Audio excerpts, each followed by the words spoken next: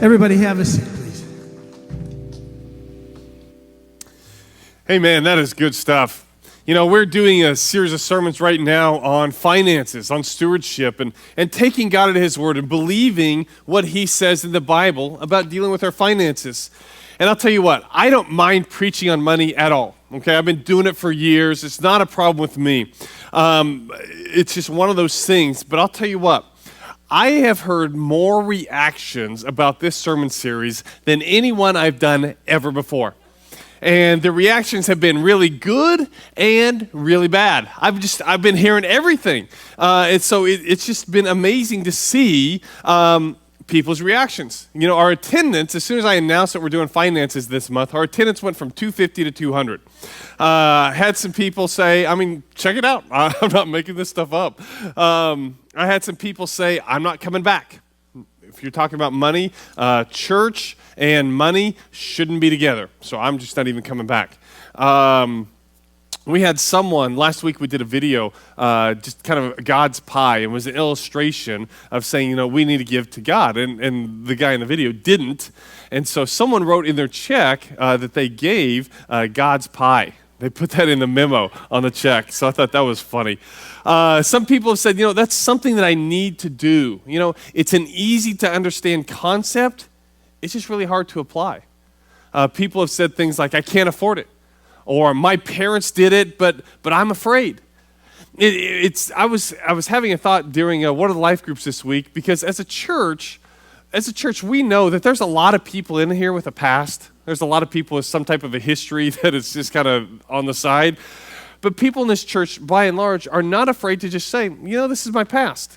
We've had people stand up and say, you know, I was alcoholic, I watched pornography, people that have said, I have an addiction, I was homeless, I was in jail. People are not afraid to say any of those things. And I wondered if someone would be willing enough to stand up here and say, you know what, my name is Brian Leonard, and I'm not a giver.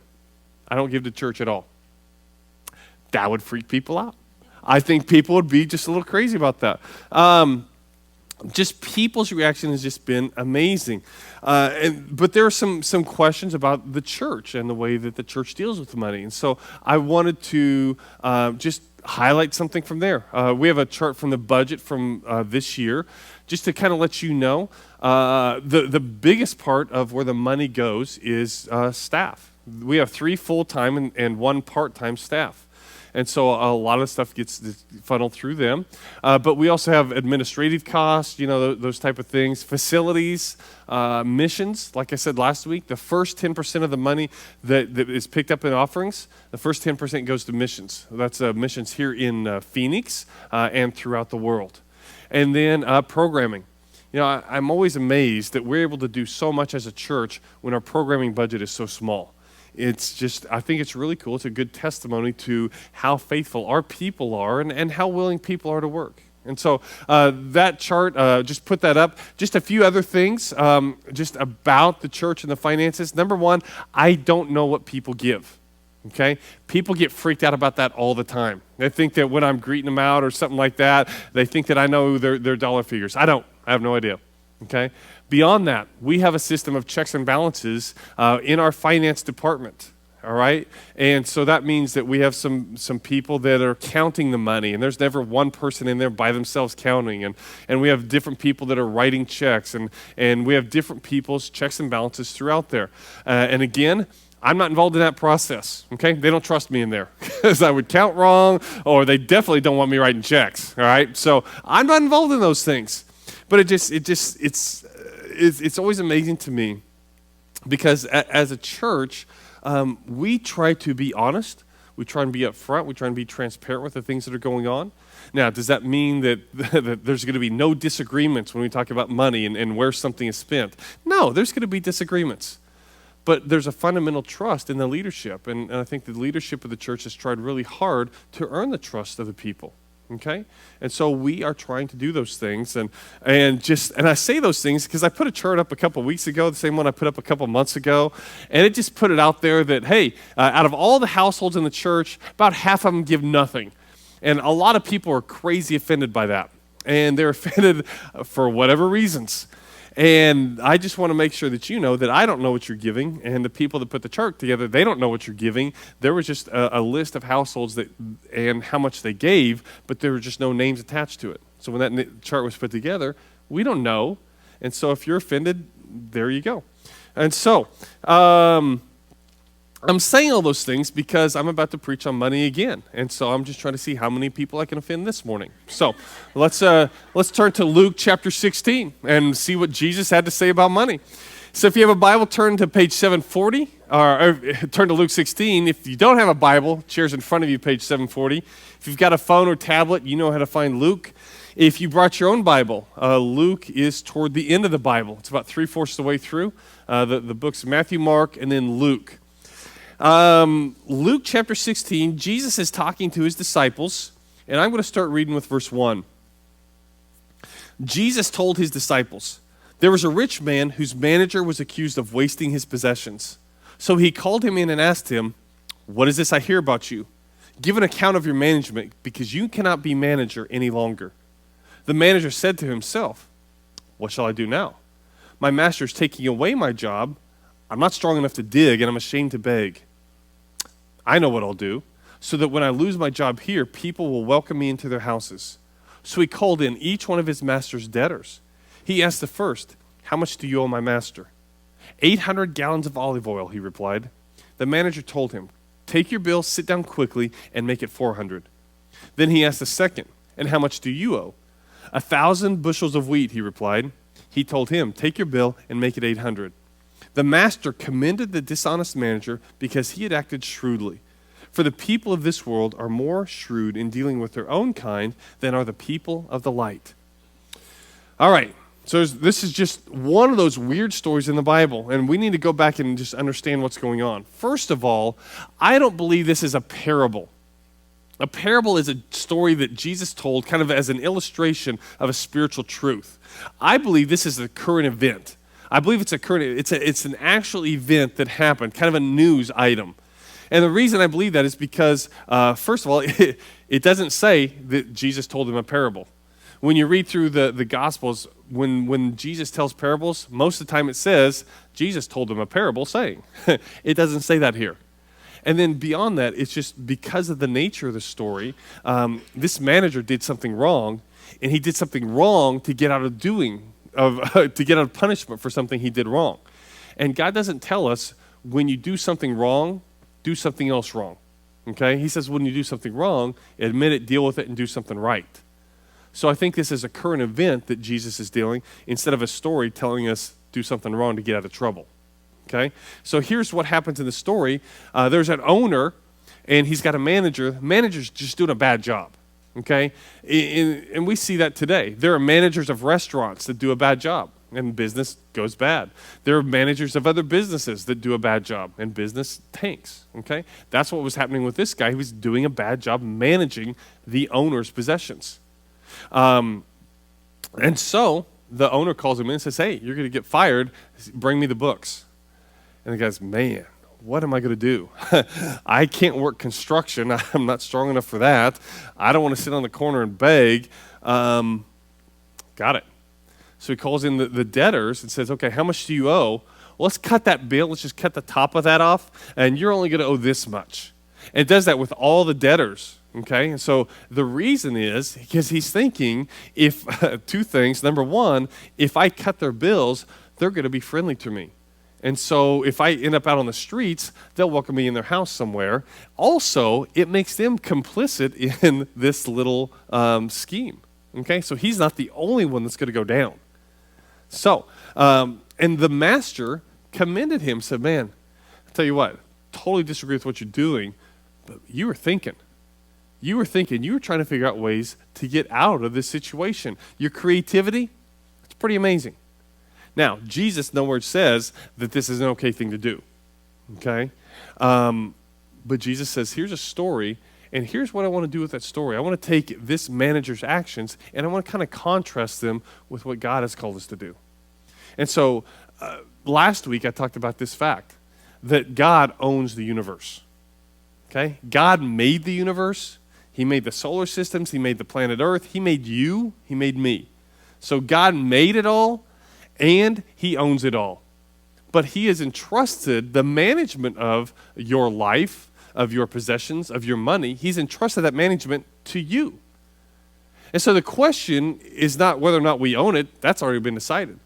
We're managers. The question is, what kind of a manager are we going to be with the things that God has entrusted us with?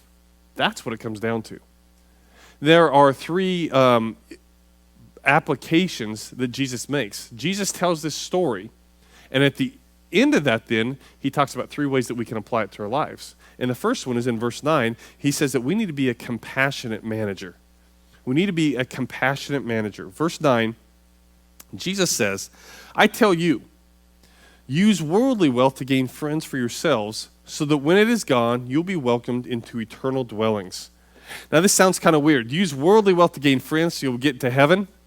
I don't think that's what Jesus is meaning here, okay? Because you can't spend your way into heaven. That's not the way it works. I mean, if you think that giving me a bunch of money is going to get you a ticket into heaven, you're mistaken, okay? It's not going to work. I mean, if you want to try, all right, I'll be the receiver of that one. But I'll tell you what, it's just not going to work. And I think as you read through the Bible, you see that. You see that we need to use our possessions to help people. In Matthew chapter 25, Jesus kind of says it in a little bit different way.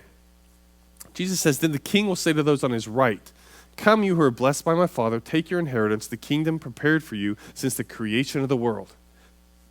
Welcome to heaven. For I was hungry, and you gave me something to eat. I was thirsty, and you gave me something to drink. I was a stranger, and you invited me in. I needed clothes, and you clothed me. I was sick, and you looked after me. I was in prison, and you came to visit me. You know, Jesus is not saying that you spend money to get into heaven. Jesus is saying you take your money, your possessions, your time, and as a manager of those things that God owns, as a manager of those things, you use those things to care for people. You know, look at what he commends here. I was hungry, you gave me something to eat. You know, at some point you paid for food to help somebody else out. I was thirsty, you gave me something to drink. You paid money to give them something to drink. I was a stranger, you invited me in. You used your house to help take care of someone that was in need. I was sick or in prison. You came to visit me in those situations, okay? And the people responded, when did we do that to you, Jesus? when did we do that? I think I would have remembered doing those things for you, Jesus. And Jesus' reply is, when you did it for the least of these, you did it for me. And so I think Jesus is using a contrast here, but by the way that this manager spent his money and his possessions and used them for himself, versus the way that he's called us to use our money, our time, our possessions, and use those to help others, to show compassion. Christians throughout history have been the leaders in sharing compassion. I mean, when you look at the universities, you know, during some of the darkest times of history of mankind, the church has kind of been in the forefront of being teachers and giving knowledge to people. When people have gone through history and been sick and in need of health care, Christians have built hospitals. When children have been orphaned, Christians have been the leaders in starting orphanages. Why? Because they looked around and they saw people in need. They lived out these commands that Jesus gives us. We need to look at our money, our possessions, our time, and say, you know what would God want me to do with his stuff in this situation? And I think so many times it comes down to noticing the people around us that are in need, doing something about it. We have a group in our church. It's called Helping Hands.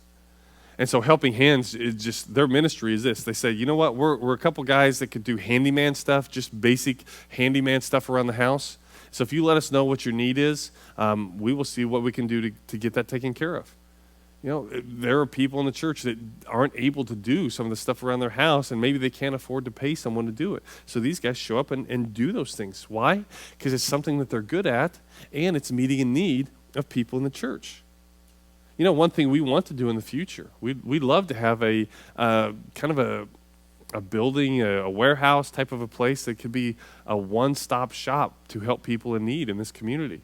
A place where people could go to get food, to get clothes, to have someone sit down with them and help them go through a job resume so they can get a job. We would like to create something like that. And why? Because we're being compassionate with the resources God has given us. First of all, Jesus says you need to be a compassionate manager. We are all managers, whether you like it or not. That's the role you're in. So first of all, be a compassionate manager. Second of all, you need to be a faithful manager. Starting with verse 10. Whoever can be trusted with very little can also be trusted with much. And whoever is dishonest with very little will also be dishonest with much. So if you have not been trustworthy in handling worldly wealth, who will trust you with true riches? And if you have not been trustworthy with someone else's property, who will give you property of your own?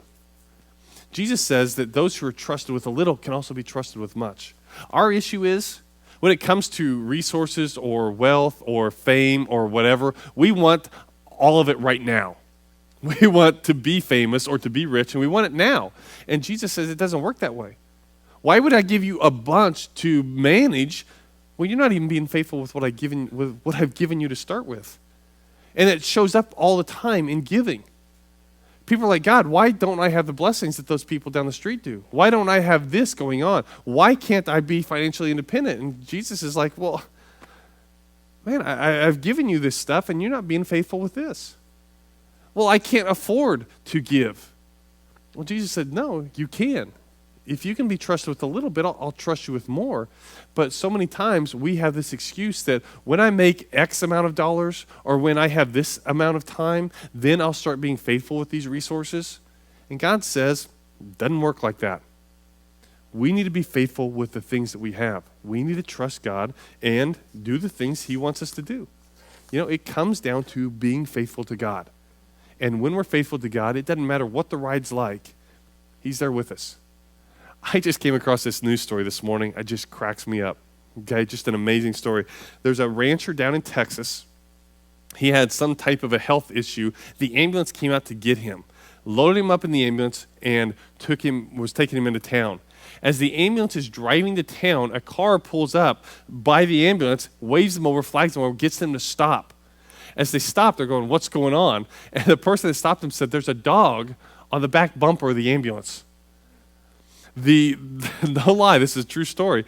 The owner that was going to the hospital, his dog didn't want to leave his master, so he jumped on the back bumper and was riding the ambulance into town. And I just look at that and I'm like, dude, that's just amazing. I mean, the dog is being faithful to his master no matter what the ride is like. I'm imagining the ambulance is not going slow. And looking at that road go by when you're on the back bumper has to be quite the ride. And I look at that and I think, I wonder about us. I wonder how faithful to God we are when the ride is crazy. I think a lot of times what happens to us is when the ride starts to get crazy, we start to back away from God. We say, God, I know craziness is happening with me financially right now, and so when that all settles out, then I'll start giving to you again, instead of being faithful to Him the whole time. Colossians 3:23 says, whatever you do, work at it with all your heart as working for the Lord and not for men. Whatever it is that you're doing, you need to be faithful to God. You need to, in every situation, be faithful to Him as you're working for Him and not for men. I'll tell you what, in the middle of those rides, when the ride just gets crazy, it is hard to be faithful. It's hard to trust God in those situations. I look at our family. Our family, we went through bankruptcy a number of years ago. What happened for us is we were moving, and as we were moving, we had two houses. And so one of the house, we had kind of done a verbal contract with some friends, and they were going to buy the house from us. And the other house had been a rental, and so we had renters going in there. And as soon as we moved, the people that were going to buy the house said, we're just kidding, we're not going to buy that anymore. And the people that were renting just didn't pay us money. And then, so with the place that we were renting, we had 3 mortgages we were basically taking care of. And I'll tell you what, your savings doesn't last a long time when you're dealing with 3 mortgages, all right? And so we went through bankruptcy, and we had to deal with the consequences to that. It's embarrassing. It's embarrassing to go through something like that. Our credit score tanked. It just crashed. It had been really good before that. We did without a lot of things. We dropped our iPhone service. We got rid of cable TV. We seriously reduced the amount of times that we would eat out. Vacations as a family. Instead of going somewhere, we would go to Pam's parents' place. And the lodging was taken care of. The activities were taken care of. It was just the gas to get us there. We were driving older, used vehicles. I took on some extra work on the side. Pam was homeschooling the kids, and so she tried to take on a little bit of work in the evenings, just doing whatever we could to get through that time. It was hard. It was hard as a family. It was hard to sit down and tell your kids, you know what? Yeah, we're going through bankruptcy. But during the entire time, we never stopped giving to God. We tithe through the entire process because we believe that putting God first means putting God first all the times. And so we tried to be faithful to him. Was it hard? Yeah, it was. It was embarrassing. It was all kinds of things. But you know what? Life happens. And when life gets crazy and the ride gets a little nuts, you're still faithful to God. God has called us to be managers. He's called us to be managers that are compassionate and we see the needs of other people. He's called us to be managers who are faithful to him, no matter what else is going on, because ultimately it's his. And the third thing that Jesus says at the end of this story is that we need to be a loyal manager. In verse 13, it says, "No servant can serve two masters. Either he will hate the one and love the other, or he'll be devoted to the one and despise the other. You cannot serve both God and money." You cannot serve both God and money. And I think for a whole lot of people in this country, they're serving money.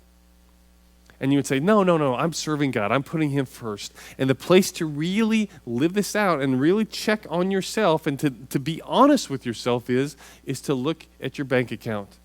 Look at your checkbook. Where is the first of your money going? Is it going to God or is it going to your other stuff? You know, that's what it comes down to. Whoever it is that we think about the most, whoever it is that we're putting the most money in, that's the thing that's the most important to us. And I'll tell you what, as Christians, I believe it's going to be harder and harder for us to be loyal to God. I think we've had it easy for a long time in this country, and the more that I read news reports, the more I hear it's going to get harder for us, and our loyalty is going to be tested in a lot of different areas. And I believe that if you are faithful to God with your money and you pass that challenge on a weekly or whatever basis that is, it's going to be easier for you to stand for God in other areas of your life. You know, I read news reports about just a couple of weeks ago in India. 4 Christians were beaten up and thrown in jail because they refused to participate in a Hindu religious parade that was going through town. There's another baker here in the United States that is going to face charges for not making a cake for a gay wedding. There are 6 pastors in California that have refused to provide abortion coverage for their employees with their health care. They're willing to go to jail for that. I believe it's going to become harder and harder to stay loyal to God. But as a manager for God, he has called us to be loyal to him. I look throughout the Bible and people had to continually take a stand for God. There's a guy named Joshua. He was the leader of the nation of Israel after Moses. Moses led the nation out of Egypt and got them to the promised land. And then Joshua led them in the promised land through the next stages. At the end of his life, Joshua stood up before the people and gave them quite a speech. And he said basically, you're going to have to make a choice. Your loyalty is going to come into question. In Joshua 24:15, he says this, "But if serving the Lord seems undesirable to you, then choose for yourselves this day whom you will serve, whether the gods your forefathers served beyond the river, or the gods of the Amorites in whose land you are living. But as for me and my household, we will serve the Lord." Joshua stood in front of the people and said this, hey, you have a choice here. You can serve the gods of the Egyptians, you can serve the gods of the people that were in this land, or you can serve the God who got you here. It's your choice. Do what you want. Me and my house, we're going to serve the Lord. You're going to be confronted with that choice. you're going to be confronted with that choice. You're confronted with that choice every week. Are you going to serve God or are you going to serve money? For a lot of people, their money is their God. You can tell by the things that they do with it. You can tell by how important it is to them. I'll tell you what, I told you at the beginning of this message that there are a lot of people that are making choices. They're being confronted with the reality of the situation, and it is encouraging to hear the people who are looking at life honestly and saying, you know what, man, I've been messed up in this area of my life, and I'm trying to get it straightened out. And so I need to get right with God. I need to do the things. And it's been very encouraging to me to hear people looking through those things, but also to hear the people that are making that choice to trust God. And so in our life groups this week, we were talking about it. And so just filmed a couple from one of the life groups and some things they had to say about finances. You know, they're just the ones that happen to be in my group, but there are other people that are dealing with this issue and are coming to the place where they're saying, you know what, God is the owner, I'm the manager. And I know I'm supposed to be compassionate and help take care of people's needs. I'm supposed to be faithful in the way I do these things. I have to be loyal to God, and that's what God has called us to be. And then I keep reminding you that I've put this challenge out for November and December, that you kind of walk through the process. You become a first-time giver. If you've never given to God in any fashion, give to him the first time. And the next step is to become a regular giver. Instead of just giving once in a while, that you're giving on a regular basis, whenever your paycheck comes or every week. And the third step is to be an obedient giver, to giving God the first 10% of your income. And the fourth is becoming a generous giver. And saying, you know what, not only am I giving to God first, but I'm also just actively looking for ways that I can be generous out there. I've seen the people taking up this challenge, and I've seen the stories and heard what's going on in their life. It's really exciting. It is really cool, because ultimately it comes back to this idea. God's the owner, we're the managers. Okay? The story that Jesus told tells the story of a guy that was a bad manager. And I think he's using that as a contrast to what he has called us to be. Do you trust him? Do you really trust him? Are you willing to live it out? Are you willing to make some of those changes today in your belief in who God is and what he wants for us? Let's pray. Heavenly Father, we thank you. We thank you for the ways that you've blessed us. We thank you for the way that you challenge us. God, I pray that you will help us to put our trust in you, that we can live out the things that we say that we believe. And I pray that you'll give us the courage to do so. It's in Jesus' name I pray. Amen.